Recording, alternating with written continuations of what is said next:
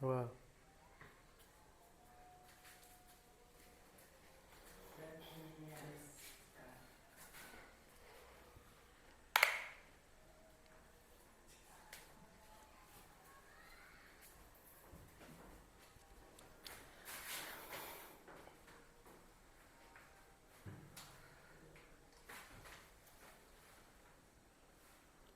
नमस्कार प्यारे बच्चों, कमला क्लासेज में आप लोगों का स्वागत है। आप लोग कैसे हैं? आशा करते हैं कि आप लोग पहले के जैसा अच्छा स्वस्थ और अपने तैयारी में व्यस्त होंगे और मस्त होंगे। तो हम लोग प्यूसम भाग 2 के अध्याय 5 भारत महिमा पर थे, जिसका 2 श्लोक कल हो गया था। जिसका 2 श्लोक कल हम लोग ख़त्म कर लेते, इंट्रो और 2 श्लोक कल ख़त्म कर चुके हैं। आज हम इसका तीसरे वीडियो की तरफ चलते हैं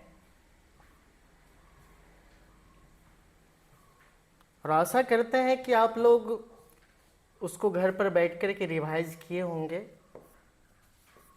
और सभी ऑब्जेक्टिव को ध्यान से देखे होंगे, क्योंकि इससे बाहर ऑब्जेक्टिव कहीं नहीं पूछेगा, इससे बाहर से कहीं भी नहीं लिया जाएगा। तो श्लोक संख्या आज हम लोग 3 पढ़ने वाले हैं। श्लोक संख्या 3, इसका संपूर्ण अर्थ के साथ साथ इससे संबंधित सभी ऑब्जेक्टिव को पढ़ेंगे हम लोग। ये कह रहा है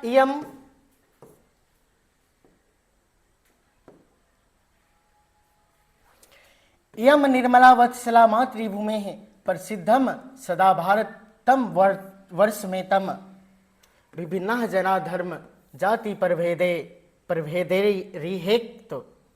हेक्त्व भागम वहंतो वसन्ते।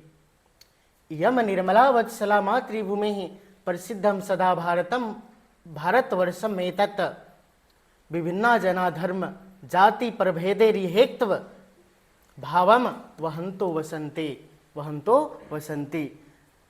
मेरे प्यारे बच्चों, यह श्लोक आधुनिकी है।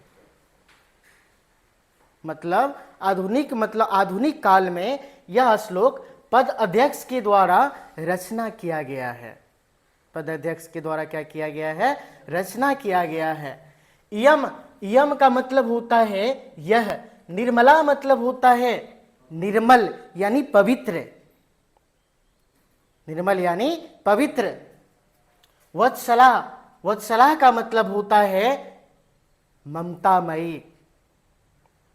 जैसे हम लोगों को अपने माता और पिता से जो प्रेम मिलते हैं, उस माता और पिता के प्रेम को कहा जाता है मात्सल्य। माता के प्रेम को कहा जाता है मात्सल्य प्रेम। क्या कहा जाता है? मात्सल्य प्रेम कहा जाता है। उसी प्रकार यह भारत माँ, हम लोग भारत को क्या मानते हैं? माँ मानते हैं। और धरती को भी क्या मानते हैं? माँ मानते हैं। इसलिए कहते हैं यह पवित्र और ममतामयी मातृभूमि,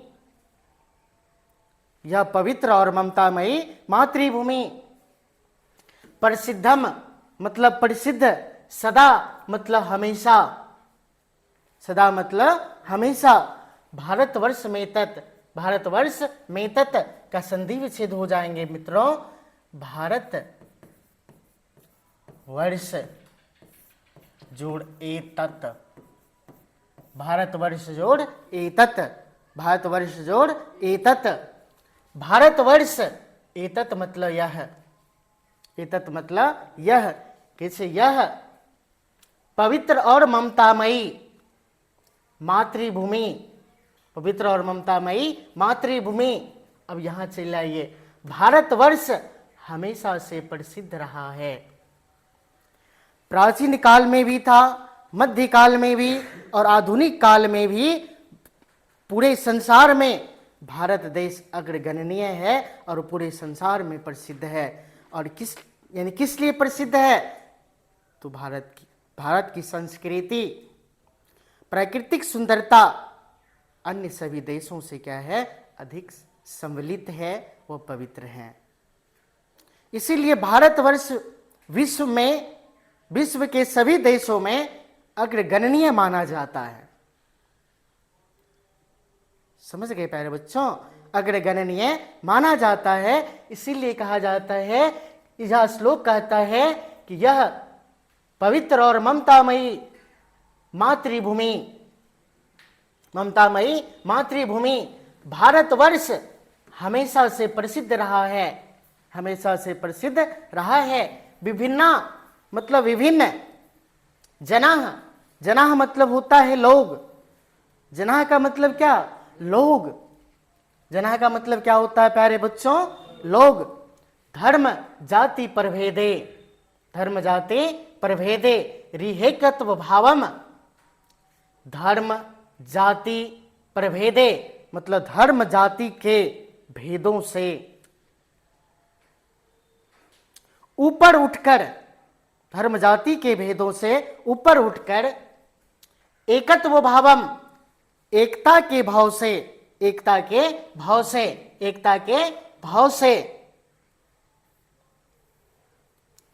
या एकता के भाव को वहंतो मतलब होता है धारण करते हुए। वहंतो का मतलब क्या होता है प्यारे बच्चों? धारण करते हुए। शब्दार्थ भी ध्यान में रखना अनिवार्य है, क्योंकि क्वेश्चन जब टॉप करेगा अधिक तो ऑब्जेक्टिव के रूप में शब्दार्थ भी पूछेगा। ऑब्जेक्टिव के रूप में शब्दार्थ भी पूछेगा। जैसे यहां दे दिया निर्मला का अर्थ क्या होता है या शब्दार्थ क्या है, तो पवित्र। वत्सला का अर्थ क्या होता है? ममतामयी। अब इसी में से दे दिया वहंतों का अर्थ क्या होता है, तो धारण करते हुए। वसंती मतलब होता है निवास करते हैं। वसंती का अर्थ क्या होता है बच्चों? निवास करते हैं। मतलब कहता है यह पवित्र और ममतामयी मातृभूमि भारतवर्ष हमेशा से प्रसिद्ध रहा है, हमेशा से प्रसिद्ध रहा है, हमेशा से क्या रहा है? प्रसिद्ध रहा है। यहां धर्म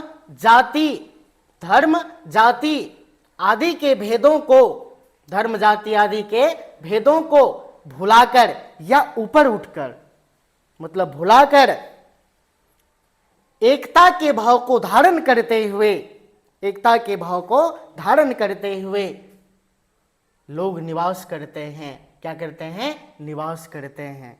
एकता को धारण कर निवास करते हैं, क्योंकि भारत देश अनेकता में एकता पर विश्वास करता है और भारतवर्ष में अनेकता में एकता है। क्योंकि संसार में टोटल मुख्य धर्म 8 माना जाता है। मुख्य धर्म कितने माने जाते बाबू? 8 माने जाते हैं, और 8 धर्म का लोग लगभग यहां निवास करते हैं। तो धर्म के दृष्टिकोण से क्या है? भारत देश में अनेकता है। भारत देश में जातिगत भेदभाव है, लगभग सैकड़ों हजारों जातियां हैं। हजारों जातियों में क्या है? भारत देश के लोग क्या है? विभक्त है, बटा हुआ है। उसके बाद खान पान के दृष्टिकोण से विभिन्नता है। पहनाव ओढ़ाव के दृष्टिकोण से भारत देश में क्या है? विभिन्नता है। इसीलिए यह श्लोक कहना चाहता है यहां लोग धर्म जाति के भेदों को भुलाकर एकत्व भावम मतलब एकता के भाव को धारण करते हुए, एकता के भाव को बच्चों क्या करते हुए? धारण करते हुए निवास करते हैं। एकता के भाव को धारण करते हुए क्या करते हैं? निवास करते हैं। एक बार फाइनल एक बार देख लेते हैं इस श्लोक का श्लोकार्थ। किसी यह पवित्र और ममतामयी मातृभूमि भारतवर्ष हमेशा से प्रसिद्ध रहा है, हमेशा से प्रसिद्ध रहा है। यहाँ विभिन्न लोग धर्म जाति के भेदों को, धर्म जाति के भेदों को भुलाकर एकता के भाव को धारण करते हुए निवास करते हैं। एकता के भाव को धारण करते हुए बच्चों क्या करते हैं, निवास करते हैं। चलिए इसका अथी देख लीजिए अन्वया। एतत् प्रसिद्धम भारतम वर्षम यम सदा निर्मला वत्सला मातृभूमि ई धर्म जाति प्रभेदे विभिन्ना जनाः एकत्व भावम वहन्तः वसन्ति, वहन्तः वसन्ति, वही सेम इसका अर्थ हो जाएगा। यह प्रसिद्ध भारतवर्ष, यह सदा पवित्र और ममतामयी मातृभूमि, यहाँ धर्म जाति के भेदों को, धर्म जाति के भेदों को विभिन्ना मतलब विभिन्न, जना मतलब लोग, एकत्व भावम एकता के भाव को, वहंतो धारण करते हुए, वसंती निवास करते हैं। वही कह रहा है कि यह ममतामयी, यह पवित्र और ममतामयी मातृभूमि भारतवर्ष हमेशा से प्रसिद्ध रहा है। यहाँ लोग विभिन्न धर्म जाति आदि को भुलाकर या ऊपर उठकर एकता के भाव को धारण करते हुए, एकता के भाव को धारण करते हुए निवास करते हैं। क्या करते हैं बच्चों, निवास करते हैं। चलिए देखते हैं इसका श्लोकार्थ क्या कहता है। कि यह पवित्र और ममतामयी मातृभूमि भारतवर्ष हमेशा प्रसिद्ध रहा है। यहाँ विभिन्न लोग धर्म और जाति के भेदों को भुलाकर एकता के भाव को धारण करते हुए निवास करते हैं। एकता के भाव को धारण करते हुए बच्चों निवास करते हैं। बोलिए यह श्लोक समझ में आ गया? आशा करते हैं कि आप लोग इस श्लोक को अच्छी तरह से समझ गए होंगे और एक एक शब्द और एक एक लाइन का हिंदी अर्थ और एक एक शब्द का अर्थ समझ गए होंगे और उस अर्थ के आधार पर आप खुद बैठ करके इस श्लोक का श्लोकार्थ ज्ञात कर पाएंगे, मतलब बना पाएंगे। अब चलिए इस श्लोक से संबंधित कुछ ऑब्जेक्टिव है उनको देखते हैं। बोलता है कि पहला ऑब्जेक्टिव है भारत भूमि कैसी है। बोलो बच्चों, भारत भूमि कैसी है? पवित्र और ममतामयी, पवित्र और ममतामयी, पवित्र और ममतामयी है। हमारी भारत भूमि कैसी है? पवित्र और ममतामयी। किस देश के लोग विभिन्न जाति धर्म के भेदों को भुलाकर एकता के भाव से या एकता के भाव को धारण करते हुए निवास करते हैं या रहते हैं, निवास करते हैं या रहते हैं। बोलो प्यारे बच्चों, इसका आंसर क्या होगा? भारत देश के लोग। कहाँ के लोग? फिर से बोलिए एक बार। भारत भूमि कैसी है? तो पवित्र और ममतामयी है। कैसी है? किस देश के लोग विभिन्न जाति धर्म के भेदों को भुलाकर एकता के भाव से निवास करते हैं या रहते हैं? भारत देश के। किस देश के? कोई दिक्कत? समझ में आ गया ना? और ये काफी वीवीआई है, ध्यान रखना बच्चों। इससे बाहर एक भी ऑब्जेक्टिव नहीं पूछा जाएगा, 100% गारंटी है इसका। यहीं से ऑब्जेक्टिव आएगा, ठीक है? चलिए देखते हैं तीसरा नंबर का श्लोक में कोई दिक्कत नहीं ना? चलिए तो चौथा बता देना। विशाला अस्मद्या धरा भारतीया सदा सेविता सागरे रम्य रूपा वने पर्वते निर्झरेर भव्य भूति, वने पर्वते निर्झरेर भव्य भूति भूतिर वहंतिर भीरेशा शुभा चाप गाभी, शुभा चाप गाभी, शुभा चाप गाभी। विशाला अस्मद्या, इसका संधि विच्छेद हो जाएगा बच्चों जब इनको हम तोड़ेंगे। ये होगा विशाल जोड़ अस्मद्या।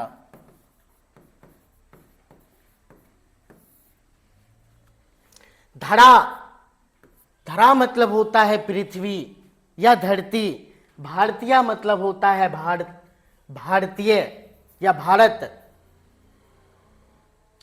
सदा मतलब होता है हमेशा। सदा का मतलब क्या? हमेशा। सेविता मतलब होता है सेवित है। क्या है? सेवित है।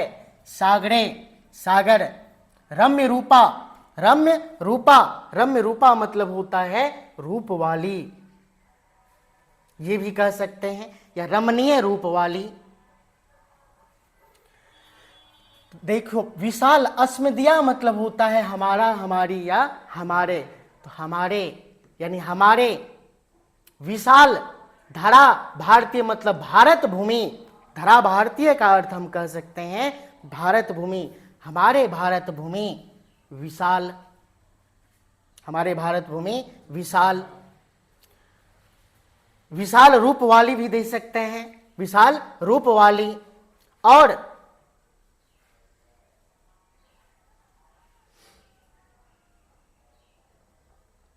आगे से होगा, इस लाइन को बाद में करेंगे, ठीक है। इसके बाद सदा मतलब होता है हमेशा। सेविता मतलब सेवित रहते हैं। सागरे मतलब सागर, सागरे मतलब सागर। रम्य रूपा मतलब रमणीय। वने मतलब होता है वनो। पर्वते निर्झरेर भव्य भूति, भूति वहंती भी रेशा का संधि विच्छेद हो जाएगा। पर्वते जोड़ निर्झरे जोड़ भव्य भूति, भव्य भूति, भव्य भूति ही जोड़।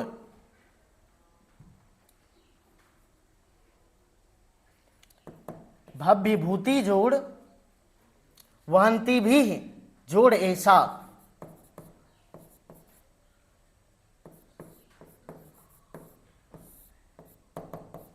जोड़ ऐसा, वहंती भी जोड़ ऐसा। पर्वती मतलब होता है पर्वतों के द्वारा। पर्वती का अर्थ बच्चों क्या होता है? पर्वतों के द्वारा। निर्झरे का अर्थ क्या हो जाएगा? झरनों के द्वारा। भव्य भूति मतलब भव्य ऐश्वर्य वाली, भव्य ऐश्वर्य वाली। वहंती भी मतलब बहती है। ऐसा मतलब यह, ऐसा मतलब यह, ऐसा मतलब यह। यहां तक हम यहां इसको ले आते हैं। जैसे हमारे भारत भूमि विशाल रूप वाली, भव्य ऐश्वर्य वाली है। भव्य ऐश्वर्य वाली है, भव्य ऐश्वर्य वाली है। यहां क्या? यहां सागरों, पर्वतों, झरनों, पर्वतों, झरनों। वहंती भी मतलब बहती हुई, वहंती भी मतलब बहती हुई। ऐसा का पहले ले आए कि यहां वहंती भी। सुबह चाप गाभी, इसका भी ले ही लेते हैं। चौजोड़ आप गाभी, चौजोड़ आप गाभी। चौ मतलब और, आप गाभी मतलब होता है नदियां। आप गाभी का अर्थ क्या हो जाता है? नदियां हो जाता है। कैसे हमारी हमारी भारत भूमि विशाल भव्य ऐश्वर्य वाली, भव्य ऐश्वर्य वाली है। यह, ऐसा का मतलब यह सागरों, पर्वतों, झरनों और बहती हुई नदियों के द्वारा, और बहती हुई नदियों के द्वारा सदा सेविता मतलब सदा सेवित है। सदा क्या है मित्रों? सेवित हैं। फिर से देखिए, इस लाइन को पहले ले लेंगे, ठीक ना। जैसे यहां से शुरू करेंगे, हमारे भारत भूमि विशाल रूप वाली, विशाल रूप वाली। उसके बाद यहां आ जाएंगे भव्य ऐश्वर्य वाली है। उसके बाद यह पर्वतों, यह न यह सागरों, पर्वतों, झरनों और बहती हुई नदियों के द्वारा, बहती हुई नदियों के द्वारा सदा सेवित हैं। सदा क्या है? सेवित हैं। समझ में आया या नहीं आया? चलिए थोड़ा अन्वयास से समझते हैं। अन्वयास थोड़ा सीधा है, इसे समझ जल्द आ जाएगा। कह रहे अस्मिया भारतीय धरा विशाला रम्य रूपा शुभा भव्य भूति च ऐसा सागरे पर्वते निर्झरे वहंती भी आपका भी च सदा सेविता अस्ति। अस्म दिया मतलब अभी क्या बताए मित्रों? क्या बताए बच्चों?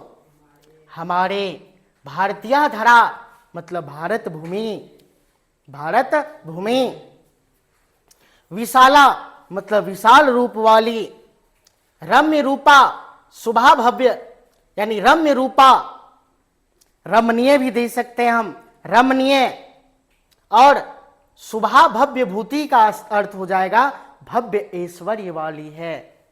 हमारी भारत भूमि, हमारी भारत भूमि विशाल रूप वाली, रमणीय, रमणीय और भव्य ऐश्वर्य वाली है, भव्य ऐश्वर्य वाली है।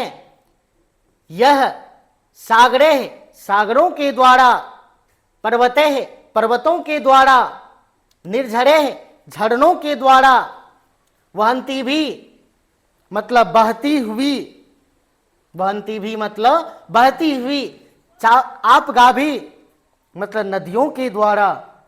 अब सब में के द्वारा लगाना है दोस्तों। क्या बच्चों सब में के द्वारा लगाएं? नहीं, शब्द के अंत में लगाएंगे। कैसे? यह सागरों, पर्वतों, झरनों और बहती हुई नदियों के द्वारा, बहती हुई नदियों के द्वारा हमेशा सेवित है, हमेशा सेवित हैं, हमेशा क्या है? सेवित हैं। अब बोलिए समझ में आया या नहीं आया? कोई प्रकार की दिक्कत नहीं ना? चलिए इनका देखते हैं श्लोकार्थ। कह रहा हमारे भारत भूमि विशाल रूप वाली, इसमें रमणीय भी एक लगा सकते हैं हम, रमणीय, और भव्य ऐश्वर्य वाली है। यह सागरों, पर्वतों, झरनों तथा बहती हुई नदियों के द्वारा सदा सेवित हैं। बहती हुई नदियों के द्वारा सदा क्या है? सेवित हैं। आशा करते हैं कि आप लोग इस श्लोक को भी समझ गए होंगे विभिन्न लाइन और शब्दार्थ के साथ। तो चलिए चलते हैं बच्चों इससे संबंधित ऑब्जेक्टिव की ओर। पहला ऑब्जेक्टिव है हमारी मातृभूमि कैसी है। तो हमारी मातृभूमि क्या है? विशाल है। वृत्ति वत्सला निर्मला, वत्सला दिया हुआ है लेकिन यहां पे ये नहीं होगा, ठीक है?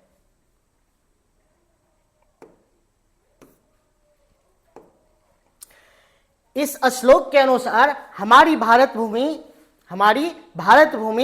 हम सिर्फ इसका एक आंसर दे सकते हैं, विशाल। क्या दे सकते हैं बच्चों? विशाल दे सकते हैं। हमारी भारत भूमि कैसी है? तो विशाल है। हमारी भारत भूमि कैसी है? विशाल है। भारत किससे सदा सेवित है? भारत देश किससे सदा सेवित है? तो नदियों, पर्वतों, झरनों और सागरों, यहां पे मिस किया है, और सागरों, झरना नहीं, सागर तो है।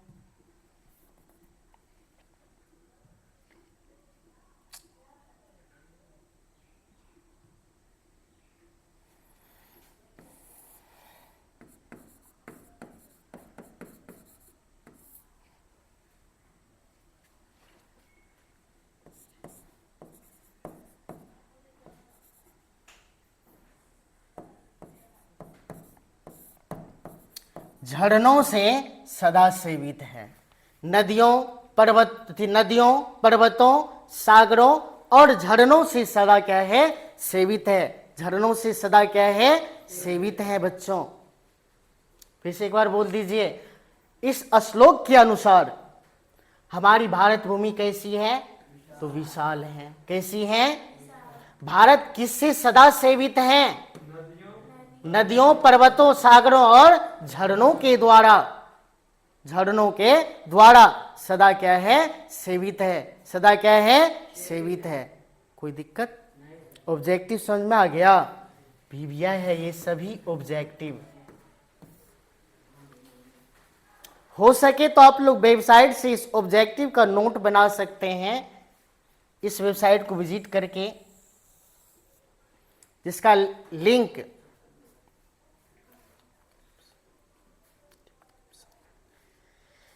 डिस्क्रिप्शन बॉक्स में दिया हुआ है प्रत्येक वीडियो के, और कमेंट्स बॉक्स में भी इसका लिंक दे दिया जाता है। जितने चैप्टर पढ़ाते हैं सभी चैप्टर का लिंक आपको वहां मिल जाएगा। अगर आप चाहते हैं कि इससे थोड़ा और भाष तरीका से इनको समझें तो आप वहां जा करके उनको समझ सकते हैं। ठीक है? ठीक है प्यारे दोस्तों, तो आज के लिए हम यहीं अपने क्लास को विराम देंगे। अगर यह क्लास अगर आप लोगों को अच्छी लग रही होगी तो आप लोग लाइक, कमेंट्स और शेयर जरूर कीजिएगा, ताकि हम और अच्छे से अच्छे कंटेंट आप लोगों के समक्ष उपलब्ध कराएं। और साथ ही कल से मतलब अगले वीडियो से आप लोगों को हिंदी व्याकरण का, संपूर्ण हिंदी व्याकरण का क्लास मिलने वाली है। भाषा से स्टार्ट करके, भाषा से प्रारंभ करके जहाँ तक संभव है जो जो टॉपिक आप लोगों के एग्जाम में पूछा जाएगा, अक्सर उन सभी टॉपिक को हम क्लियर करने का प्रयास करेंगे। तो आप लोग अच्छे से तैयारी तब तक कीजिए और स्वस्थ रहिए। जय हिंद।